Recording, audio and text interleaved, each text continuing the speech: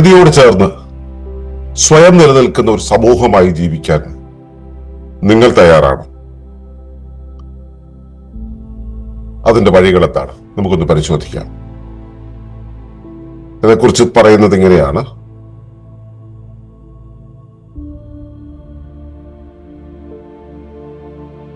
Eco villages enable self-sustaining communities living in harmony with nature. Eco വില്ലേജും സുസ്ഥിര ജീവനവും. Eco village എന്നത് എന്താണ്? അത് സാധാരണ ഗ്രാമത്തിൽ നിന്ന് എങ്ങനെ വ്യത്യസ്തമാണ്? ഇതാണ് ഇന്നത്തെ പ്രമേയം. ഏവർക്കും നമസ്കാരം. ശുഭകരമാകട്ടെ, ഈ ദിനം സന്തോഷകരമാവട്ടെ, സൗഖ്യകരമാകട്ടെ, അനുഭവങ്ങളും അനുഭൂതികളും നമ്മെ എവരെയും നയിക്കുമാറാകട്ടെ. യുദ്ധം എന്ന ഒരു ശീർഷകത്തിന്റെ കീഴിൽ കഴിഞ്ഞ കുറച്ചു ദിവസമായി നമ്മൾ സംസാരിച്ചു വരികയായിരുന്നു. അപ്പോ എന്താണ് യുദ്ധം, യുദ്ധം നമ്മളിൽ എവിടെയാണ് ബാധിക്കുന്നത് എന്ന് തുടങ്ങി ഒട്ടേറെ കാര്യങ്ങളിലൂടെ നമ്മൾ കടന്നുപോയി. അതിന്റെ ഒരു പരിസമാപ്തിയിലേക്ക് നമ്മൾ എത്തിക്കൊണ്ടിരിക്കുകയാണ്. എവിടെയാണ് നമ്മൾ ഇതിന്റെ ഒരു പരിഹാരം എന്ന രീതിയിൽ ഇക്കോ വില്ലേജ് ആണ് നമ്മൾ മുൻപോട്ട് വയ്ക്കുന്നത് എന്ന് പറയുന്നത്. അപ്പോ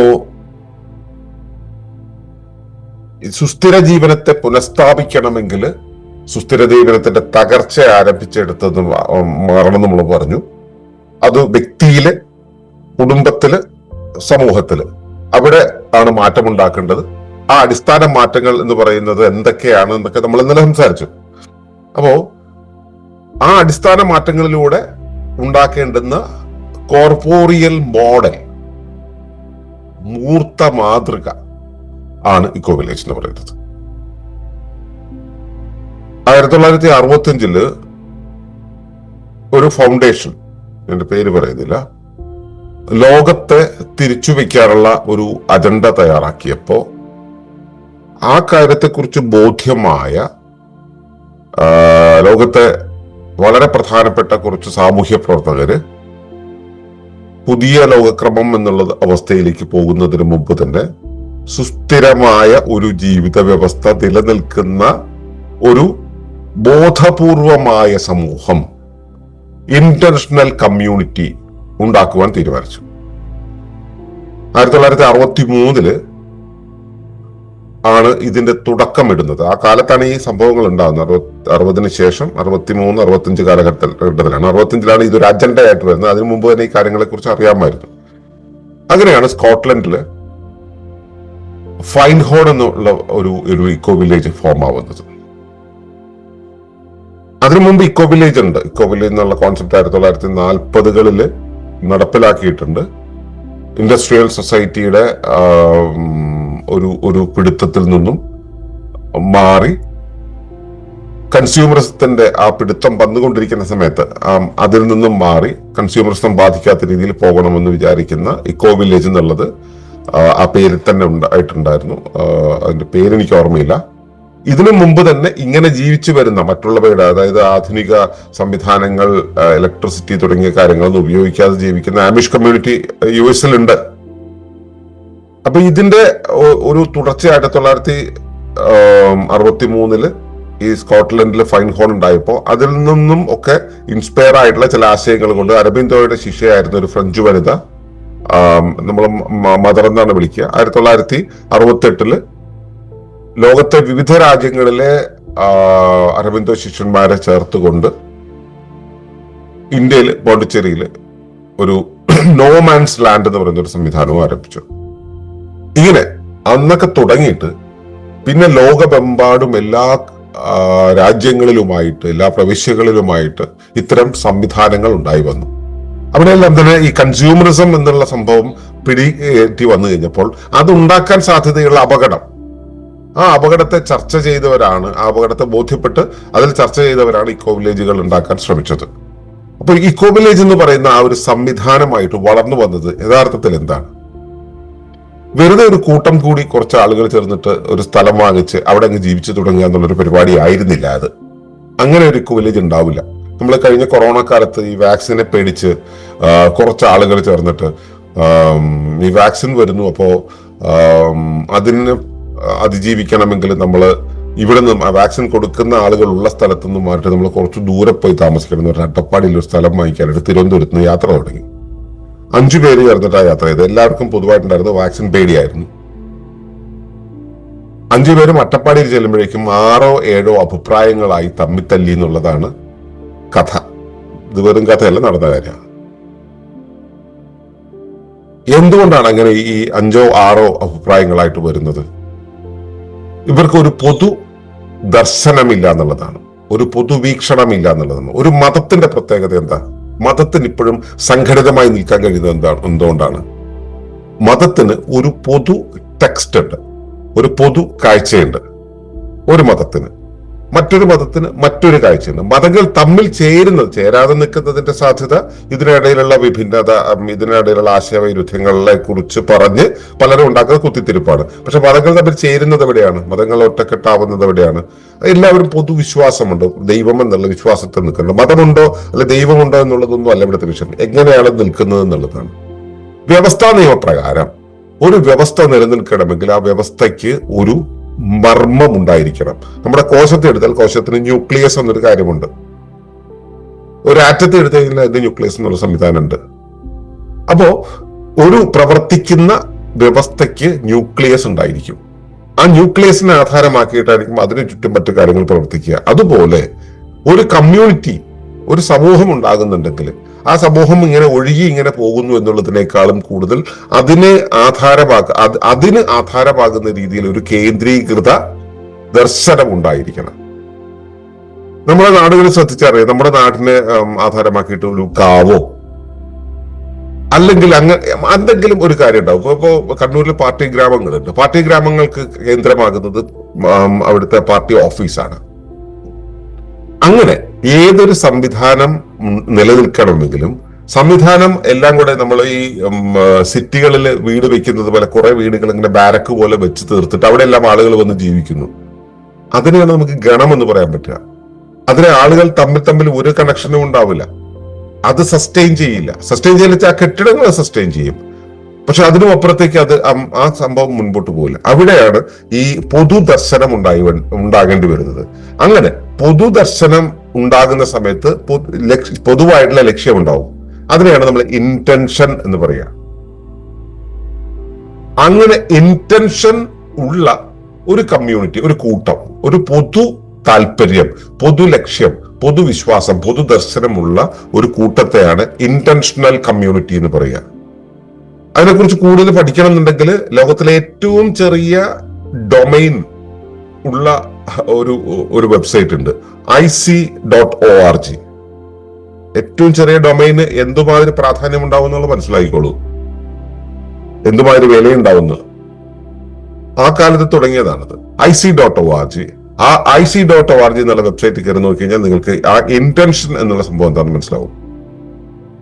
ഈയിടെ ഒരാൾ കമ്മ്യൂണിറ്റി എന്നുള്ള ഒരു പദം നമ്മൾ ഉപയോഗിക്കുന്നത് കേട്ടിട്ട് അയാൾ ഭയങ്കര ക്ഷുഭിതനായി. കമ്മ്യൂണിറ്റി എന്ന് പറയുന്നത് അയാളുടെ വിചാരം ഇത് ജാതിയോ മതമോ ഒക്കെയാണെന്നത്. ഇപ്പൊ ഇവിടെ പ്രകൃതിയില് എല്ലാ വ്യവസ്ഥകളും അതിന്റെ ഘടകങ്ങളുടെ കമ്മ്യൂണിറ്റിയാണ്. അത് കമ്മ്യൂണിയനായി നിൽക്കുന്നു വെച്ചാൽ ഒരു സെറ്റായി നിൽക്കുന്നു, വെറുതെ ചേർന്ന് നിൽക്കുന്നു എന്നുള്ളതല്ല. അതൊരു പ്രത്യേക ഇന്റൻഷനോട് കൂടി ചേർന്ന് നിൽക്കുമ്പോഴാണ് അത് കമ്മ്യൂണിയൻ ആവുക. നമ്മുടെ ശരീരത്തിലെ കോശങ്ങൾ കമ്മ്യൂണിയനാണ്. ശരീരത്തെ അതിന്റെ ജൈവതയിലൂടെ കടത്തിക്കൊണ്ടുപോകുവാനുള്ള ഉദ്ദേശ്യം അതിനുണ്ട്. ആ ഉദ്ദേശ്യം ഉള്ളത് കൊണ്ടാണ് ഇന്റൻഷണൽ എന്ന് പറയുന്നത്. ആ ഉദ്ദേശ്യം പാലിക്കുന്ന, ഉദ്ദേശ്യത്തിന് വേണ്ടി പ്രവർത്തിക്കുന്ന കൂട്ടം, അതിനുവേണ്ടി ചേർന്ന് നിൽക്കുന്ന, ഒരേപോലെ പ്രവർത്തിക്കുന്ന, ഒരേ തരത്തിൽ പ്രവർത്തിക്കുന്ന ആ ഒന്നിനെയാണ് കമ്മ്യൂണിയൻ എന്ന് പറയുക. ശരീരം എന്ന് പറയുന്നത് കമ്മ്യൂണിയൻ ആണ്. ഒരു ഗ്രാമം എന്ന് പറയുന്നത് കമ്മ്യൂണിയനാണ്. ഒരു രാഷ്ട്രം കമ്മ്യൂണിയനാണ്. ഒരു കുടുംബം കമ്മ്യൂണിയനാണ്.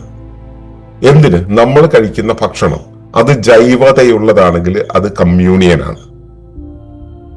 അതൊരു പർപ്പസിന് വേണ്ടി, ഒരു ഡിഫൈൻഡ് ആയിട്ടുള്ള പർപ്പസിന് വേണ്ടിയാകുമ്പോൾ ഇന്റൻഷണൽ കമ്മ്യൂണിറ്റി എന്ന് പറയും. നമ്മൾ സാധാരണ രീതിയിൽ ഒരു ഗ്രാമം ഉണ്ടാകുന്ന സമയത്ത്, നമ്മൾ നിലവിലുള്ള ഗ്രാമങ്ങൾ ഉണ്ടാകുന്ന സമയത്ത് ആ ഗ്രാമങ്ങൾക്ക് ഒരു ആധാരമായിട്ട് ക്ഷേത്രം ഉണ്ടാവുന്നു ഞാൻ പറഞ്ഞു. ആ ഗ്രാമത്തിന് ആധാരമാകുന്ന ഒരു നാട്ടുകൂട്ടം ഉണ്ടായിരിക്കും, ഒരു പഞ്ചായത്ത് ഉണ്ടായിരിക്കും. ആ പഞ്ചായത്തിന് ഒരു തലൈവൻ ഉണ്ടായിരിക്കും. ഇതെല്ലാം കൂടെ ചേർന്ന ഒരു അവിടുത്തെ ഗ്രാമത്തിൻ്റെതായിട്ടുള്ള ഉത്സവം ഉണ്ടായിരിക്കും, ഗ്രാമത്തിൻ്റെതായിട്ടുള്ള കൃഷിരീതികൾ ഉണ്ടായിരിക്കും, ഗ്രാമത്തിന്റെ ഓരോ ദൗത്യങ്ങൾ നിർവഹിക്കുന്ന ഓരോ തരം കുടുംബങ്ങൾ ഉണ്ടായിരിക്കും, അതിന്റെ പരമ്പര ഉണ്ടായിരിക്കും. ഇവയെല്ലാം തമ്മിലുള്ള ഒരു അന്യോന്യത ഉണ്ടായിരിക്കും. അപ്പൊ ഇതെല്ലാം കൂടെ ചേർന്നുകൊണ്ടാണ് ഒരു ഗ്രാമം നിലനിൽക്കുക, അല്ലെ? ആ ഗ്രാമത്തിന്റെ തനത് സംസ്കാരം ഉണ്ടായിരിക്കും.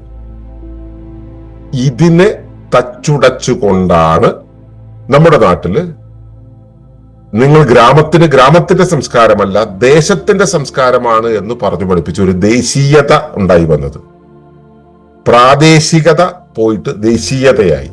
ഈ ദേശീയതയെ കാണിച്ചുകൊണ്ടാണ് നമ്മള് പിന്നീട് ആ ദേശീയതയെ അന്തർദേശീയതയാക്കി മാറ്റിയത്. അന്തർദേശീയതയാക്കി മാറ്റിയപ്പോൾ എന്തുണ്ടായി?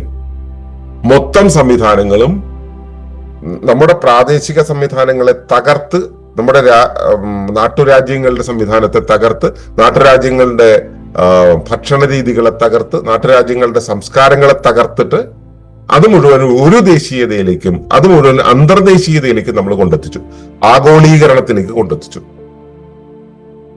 അവിടെ എന്താ, ഒരു ഹോളിസ്റ്റിക് കമ്മ്യൂണിയൻ ആണെന്നാണ് നമ്മളെ പറഞ്ഞ് വശാക്കുന്നത്. ഒരു കേന്ദ്രീകൃത ഗവൺമെന്റ് ഇതെല്ലാം കൂടെ ചേർത്ത് കൊണ്ടുപോകുന്ന ഒരവസ്ഥ എന്നുള്ള രീതിയിൽ നമ്മളെ പറഞ്ഞ് ബോധിപ്പിക്കുന്നത്. പക്ഷെ അങ്ങനെയല്ല അത് നിലനിൽക്കുക. നമ്മുടെ ശരീരത്തിനെ മുഴുവൻ നിയന്ത്രിക്കുന്നത് ഒരു കോശമല്ല, ശരീരത്തിന്റെ ഓരോ ഭാഗങ്ങളും. കരളിനെ നിയന്ത്രിക്കുന്നത് കരൾ കോശങ്ങളുടെ ഒരു കേന്ദ്രമാണ്, ഹൃദയത്തെ നിയന്ത്രിക്കുന്നത് ഹൃദയകോശങ്ങളുടെ ഒരു കേന്ദ്രമാണ്. ഈ കേന്ദ്രം എന്താണെന്ന് നമുക്ക് പോയിന്റ് ഔട്ട് ചെയ്യാൻ കഴിയില്ല, പക്ഷെ ഓരോ വ്യവസ്ഥയ്ക്കും അതിൻ്റെതായ കേന്ദ്രം ഉണ്ട് എന്നാണ് വ്യവസ്ഥാ നിയമം പ്രഖ്യാപിക്കുന്നത്. അത് നമ്മൾ നിരീക്ഷിച്ച് കഴിഞ്ഞാൽ മനസ്സിലാവുകയും ചെയ്യും.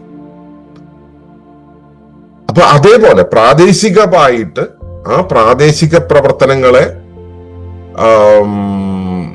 നിലനിർത്തുന്ന ഒന്നുണ്ടല്ലോ, ആ കേന്ദ്രീകൃത സംവിധാനം ഉണ്ടല്ലോ, ആ കേന്ദ്രീകൃത സംവിധാനം അവിടെയുണ്ട്.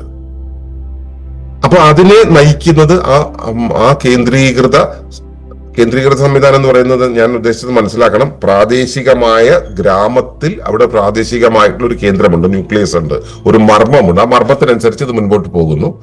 ആ മർമ്മത്തിനനുസരിച്ച് അതിന് പ്രാദേശികമായിട്ടുള്ള സസ്റ്റൈനബിലിറ്റി ഉണ്ട്, പ്രാദേശികമായിട്ടുള്ള വിഭവങ്ങളുണ്ട്, പ്രാദേശികമായിട്ടുള്ള കാഴ്ചകളുണ്ട്, സംസ്കാരമുണ്ട്.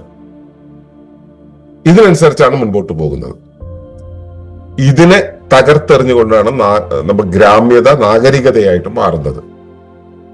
നഗരത്തിൽ നോക്കിക്കഴിഞ്ഞാൽ അവർക്ക് ഒരൊറ്റ ലക്ഷ്യമേ ഉള്ളൂ, നഗരത്തിൽ ജീവിക്കുന്ന എല്ലാവർക്കും ഒരൊറ്റ ലക്ഷ്യമേ ഉള്ളൂ, അത് കാർബൺ ബേസ്ഡ് ഇക്കോണമി മുൻപോട്ട് വയ്ക്കുന്ന പണമാണ്.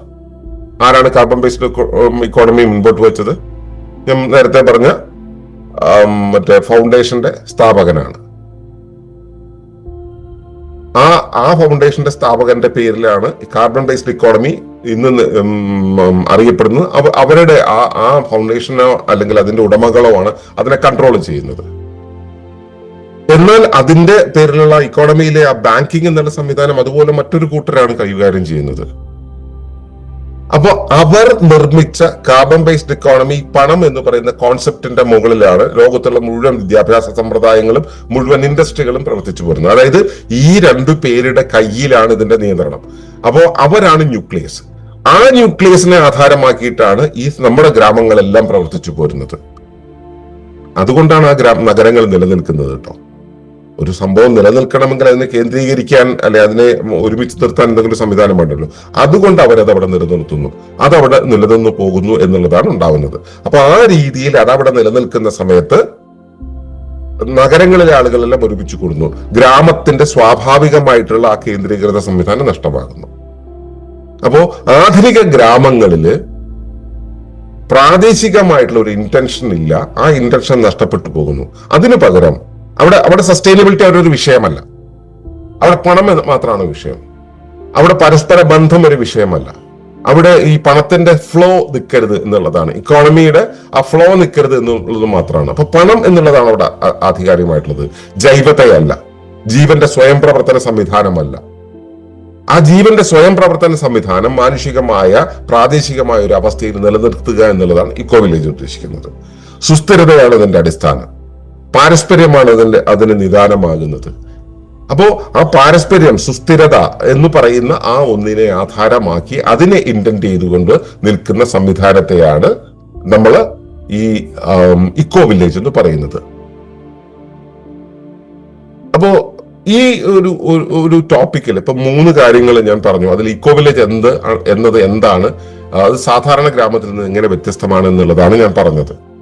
ഇനിയും 2 കാര്യങ്ങളുണ്ട്, അത് ഇതുപോലെ വിശദീകരണം ആവശ്യമുള്ളതാണ്. നമ്മുടെ പ്രഭാത സത്സംഗത്തിന്റെ ടൈം ഫ്രെയിമിൽ അത് നിൽക്കുന്നില്ല എന്നുള്ളത് കൊണ്ട് തന്നെ ഈ 2 കാര്യങ്ങളെ നമ്മൾ അടുത്ത ദിവസങ്ങളിൽ സംസാരിക്കാമെന്നാണ് എനിക്ക് തോന്നുന്നത്. അപ്പോ മനസ്സിലാക്കുക, ഇക്കോ വില്ലേജ് എന്ന് പറയുന്നത് ഒരു പ്രാദേശികമായ പൊതു വിഭാവനമുള്ള ഒരു ജീവിത സംവിധാനമാണ്. നമ്മുടെ പ്രാചീന ഗ്രാമങ്ങൾ നിലനിന്നിരുന്ന രൂപത്തില് അന്ന് അവിടുത്തെ ജൈവതയായിരുന്നു, അവിടുത്തെ പ്രാദേശികതയായിരുന്നു, അവിടുത്തെ പൊതുവിശ്വാസമായിരുന്നു, അവിടുത്തെ പൊതു ദൈവമായിരുന്നു, അല്ലെങ്കിൽ അവിടുത്തെ പൊതു കുടുംബമായിരുന്നു അതിന് ആധാരമെങ്കിൽ, നമ്മൾ അതിൽ നിന്നും വ്യത്യസ്തമായിട്ട് ഇപ്പോ സുസ്ഥിരത, ജൈവത, പ്രാദേശികത തുടങ്ങിയ കാര്യങ്ങളിൽ ഊന്നിക്കൊണ്ടുള്ള ഒരു പൊതുവിഭാവനമുള്ള ഒരു കൂട്ടം ആളുകൾ ഒരുമിച്ച് ചേർന്ന് ഒരേ താളത്തിൽ, ഒരേ ലക്ഷ്യത്തിൽ, ഒരു ധർമ്മത്തിൽ ജീവിക്കുന്ന സംവിധാനത്തെയാണ് ഇക്കോ വില്ലേജ് എന്ന് വിളിക്കുന്നത്. ഇത് മറ്റ് ഗ്രാമങ്ങളെ ആധാരമാക്കുന്ന പണവ്യവസ്ഥയെയോ പണത്തിന്റെ ഒഴുക്കിന്റെ വ്യവസ്ഥയെയോ ഇൻഡസ്ട്രിയുടെ ആ വ്യവസ്ഥയെയോ അല്ല ആധാരമാക്കുന്നത്. അവയിൽ നിന്നും ഇത് തികച്ചും വ്യത്യസ്തമാണ്. അവിടെ ഗണം എന്നുള്ള രൂപത്തിലാണ് ആളുകൾ ചേർന്ന് വരുന്നത്. ഇവിടെ പൊതുധർമ്മമാണ്, ആ ജനറൽ ഇന്റൻഷൻ ആണ്, കോമൺ ഇന്റൻഷൻ ആണ് ഇവിടെ ആധാരമാകുന്നത്. അപ്പൊ മറ്റു ഗ്രാമങ്ങളിൽ നിന്ന് വ്യത്യസ്തമാകുന്ന പ്രധാന കാര്യം ഇതാണ്. ഇനി മറ്റ് ഒരുപാട് ഘടകങ്ങളിൽ വ്യത്യാസമുണ്ട്, അവയെക്കുറിച്ച് നമുക്ക് സംസാരിക്കാം. അപ്പോൾ അത് ഇനി വരും ദിവസങ്ങളിൽ നമുക്ക് സംസാരിക്കാമെന്ന് വിചാരിക്കുന്നു. അതുവരേക്കും എല്ലാവർക്കും കൃത്യമായ ബോധ്യങ്ങൾ ഇതിനകത്ത് ഉണ്ടാവട്ടെ, തിരിച്ചറിവുണ്ടാകട്ടെ എന്ന് വിചാരിച്ചുകൊണ്ട് അത് പ്രാർത്ഥിച്ചുകൊണ്ട് നിർത്തുന്നു. നന്ദി, നമസ്കാരം. തുടർന്ന് കാണുന്നതിന് മുമ്പായി ഈ വിഷയം ഇഷ്ടമായെങ്കിൽ ഒന്ന് ലൈക്ക് ചെയ്യുക, കമന്റ് ചെയ്യുക, ഷെയർ ചെയ്യുക. നിങ്ങൾ പ്രകൃതിയെ ഇഷ്ടപ്പെടുന്നുവെങ്കിൽ ഈ ചാനൽ സബ്സ്ക്രൈബ് ചെയ്യുക.